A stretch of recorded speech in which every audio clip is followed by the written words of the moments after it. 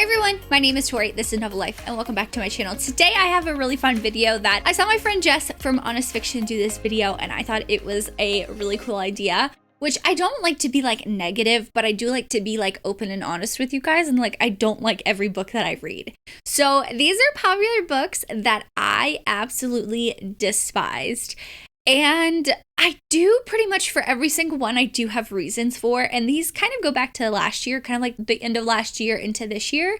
If you know me, if you watch my channel, I do talk about basically every single book I read in my wrap-ups, and I give you my thoughts. So if you watch those, you pretty much know what's going to be on this list, but let's just go ahead and jump in to the popular books that I absolutely hated. The first one is a new release, and it's one that I did a whole ass reading vlog on. Literally a whole ass reading vlog that I dedicated to reading this book, and that is Things We Hide from the Light by Lucy Score. So this kind of goes with Things We Never Got Over. Is that one? The first one. Anyway, both books. First book I gave 3 stars. I gave this book 2 stars. If I was not doing a dedicated reading vlog for this book, I would have DNF'd it. And I just don't understand, with me, I don't understand why books are so popular and automatically jump to number 1 on the Kindle store, which in this case, because the first book was widely popular, I don't understand why I didn't personally get it. I thought it was ridiculously long. This book was just awful. I didn't understand what was going on. Like, the writing is okay. Like, her writing is okay. I just don't understand why she puts all of these different things in there. She's just like throwing things in with the characters. I can't even tell you, like, once I finished that vlog, I blocked out everything about that book. I can't even tell you what it's about, other than she was hiding something that, even though, like, I didn't even know her job most of the book. Like, I didn't know her job. I didn't understand what was going on. There was a secret she was hiding, something with him not having his memory because he was in an accident, which I didn't remember from the first book. There was just all these things where I was like, what is happening right now? Now, do I think that Lucy Score is the worst author in the world? No, I just don't think that, especially these 2 books, should be number 1 in the Kindle store. I feel like there's a million other books that should be taking that number 1 spot, and I just did not understand the hype. I don't understand the hype. I don't understand why they're so popular. Like, I don't even think like the spice in these books are that good. Like, I could kind of understand them being popular if the spice was good, but there's not even that much spice, and I didn't even like it. Like, what? Anyway, this was a no-go for me. This was not one that I liked. I don't think I'll ever read Lucy Score's newer stuff again. So yeah, that one definitely I felt a certain type of way. Another one I felt a certain type of way, and this might make people mad, but that's Dublin by B.B. Easton. So 2 of my friends absolutely love this book, which totally fine. If you love a book and I hate a book, I will never hate on you for not liking the book. But like, my reading experience that I had by reading these books was just, for some reason, I did not understand the writing. Like, it was like very back and forth, not wishy-washy, but like, I don't know. I just felt like nothing was cohesive and smooth. And now this is my first book by B.B. Easton. I've never read her stuff before, but I picked this up because it's mafia. They meet when they're young in Ireland, I think. She's from the States and she goes home to Ireland every summer, and then she stops coming, but he's like, oh my God, she stopped coming to see me. And it kind of like, I don't know, the details are fuzzy. Anyway, I was so confused. I was like, what did I just read? I gave this one 2 stars, by the way, too. And I got to the end of the book and I read the author's note, and it was like, oh, I just meditate on the story and I was just writing what came to me. And I was like, that is the perfect description of what this book was. It was like, she had no plot, she had no outline, which some authors don't outline. That's totally fine. That's on them. But for me, I just felt like each chapter was like randomly starting and had all the, I don't know, it just did not work for me. I feel like I read a completely different book than some of my friends. Like I said, if you love this book, that's totally fine. For me, I just didn't understand it. And it could have been the writing. It could have been the writing for her that didn't vibe with me, and that's totally fine. I just didn't particularly like this. I like my mafia romances a specific type of way, and maybe it's because I had expectations. I don't know. Just did not work for me. The next book I have is Cruel Prince by Holly Black.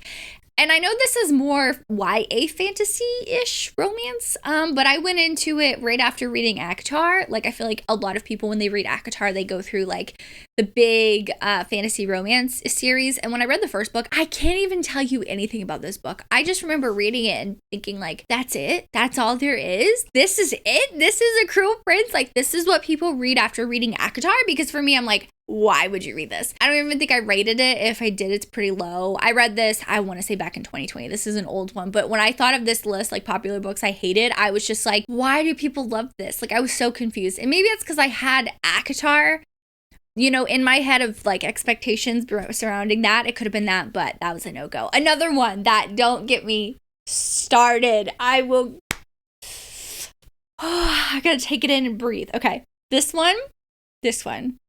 Light Lark by Alex Astor. This one set me the fuck off when I read this book, okay? I'm gonna go on a rant. This one set me off because the plot, and I remember a lot of this book, the plot holes, the characters, the world building, the writing style, the quote unquote spice was absolutely atrocious. This is a 1-star read. And yes, I finished reading this fucking book because I wanted to see what it was. I didn't DNF. I finished reading. This is what gets me about TikTok. So Alex Astor, I think this is her first book. Maybe it's not her first book, but it got widely popular on TikTok, which is why I picked it up. It was in Barnes & Noble. It was next to Belladonna. Belladonna is a masterpiece, you know, like comparatively to this. And they're supposed to be both like YA romances, which that's fine. I knew that going in. I didn't expect spice, but when the author like touts that on TikTok, like, oh my God, it's so spicy. And she goes for this person and that person.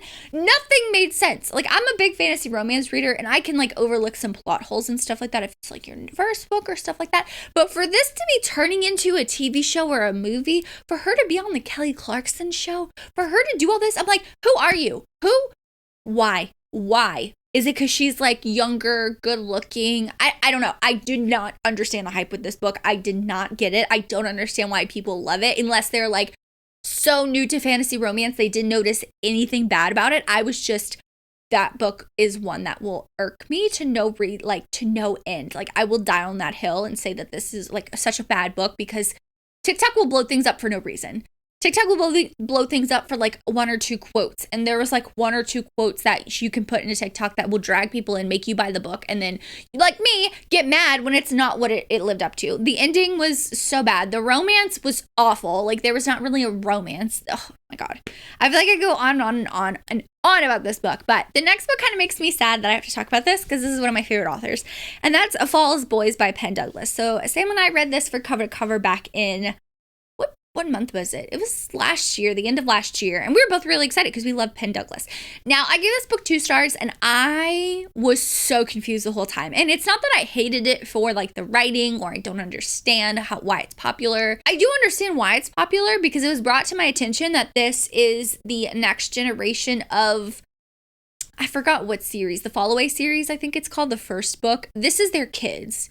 And there's suspense and like little things that happen in the first series that kind of like drag into this book. So there was all of these characters being introduced that I was like, what the fuck is going on? I don't know who is who.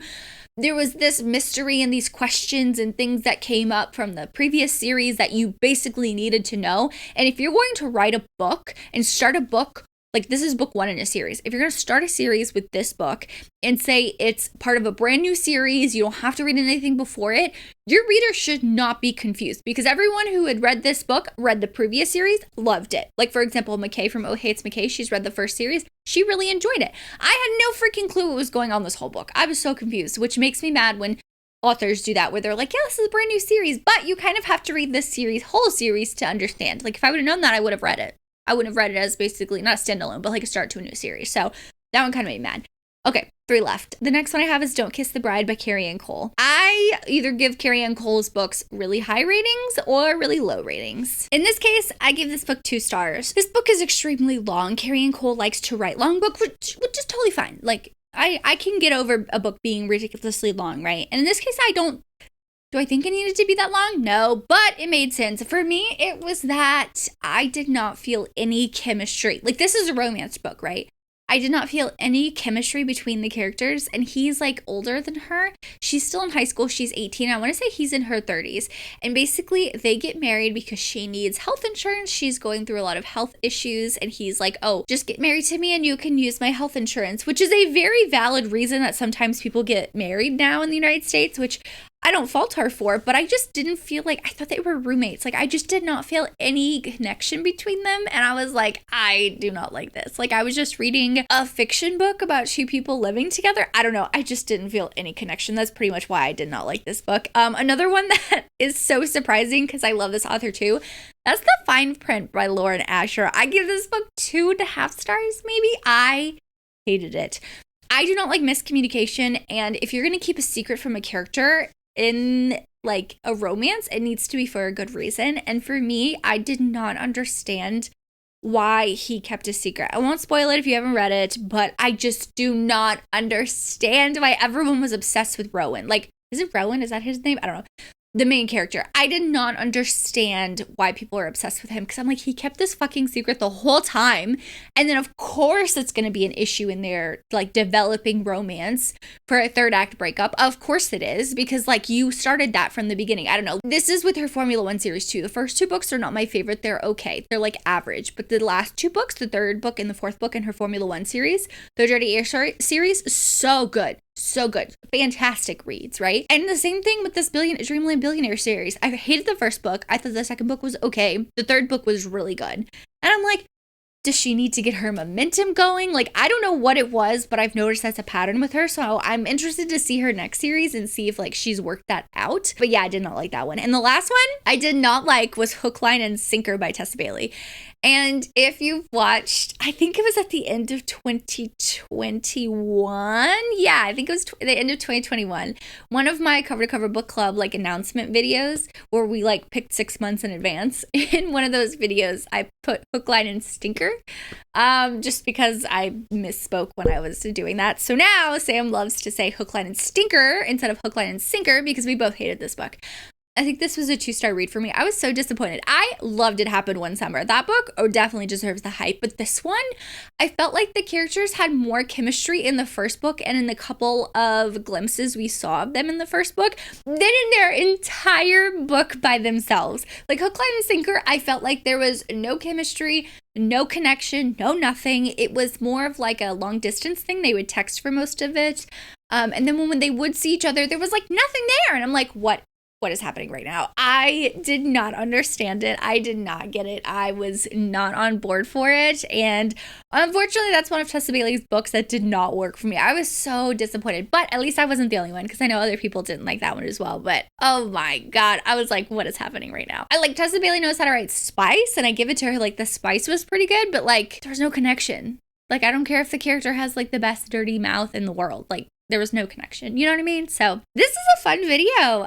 Drop me what kind of emoji. Drop me your most recent used emoji in the comments down below because I love to see what people most use their emojis, like their most used emoji. So drop me your most recent emoji or like most used one. And yeah, I just want to say thank you so much for watching. Make sure you like and subscribe for more content for me. As always, I hope you're living a novel life, and I will see you in my next one.